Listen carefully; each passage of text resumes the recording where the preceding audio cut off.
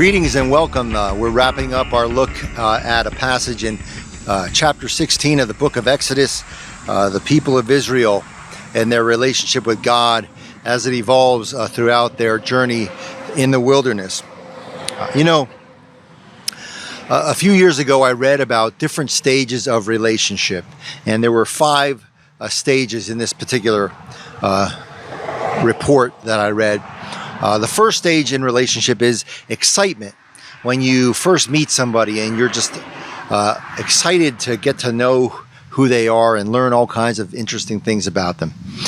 The second stage is disappointment, because you learn that the person you're so excited about isn't perfect.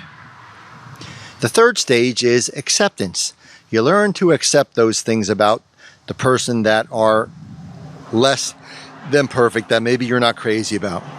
The fourth stage in the relationship is appreciation.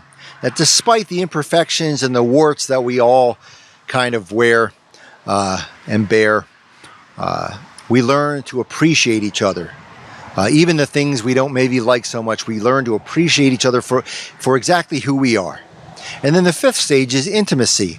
As we appreciate the other person, we grow closer together, and the things even that we maybe at first didn't like, realize perhaps even those things might bring us even closer together with each other. So these are stages of relationship that we go through with another person. But as the report and the article said, oftentimes we don't get past stage 2. We get disappointed and we don't want to continue the relationship. Well, I mention this because of the relationship that God has with the people of Israel. The people of Israel disappoint God, and they're disappointed in God in many ways. But as we read through the book of Exodus, we read that they work through those disappointments, and that it takes a long time, but eventually the people of Israel start to come around.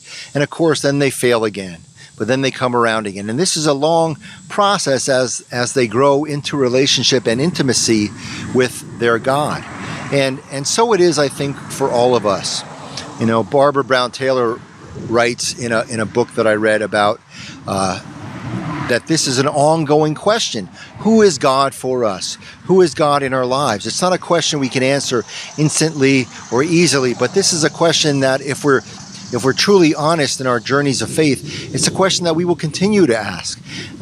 Understanding that God and God's image for us and God's relationship with us is not something that is chiseled in stone, but is something that grows and evolves over time.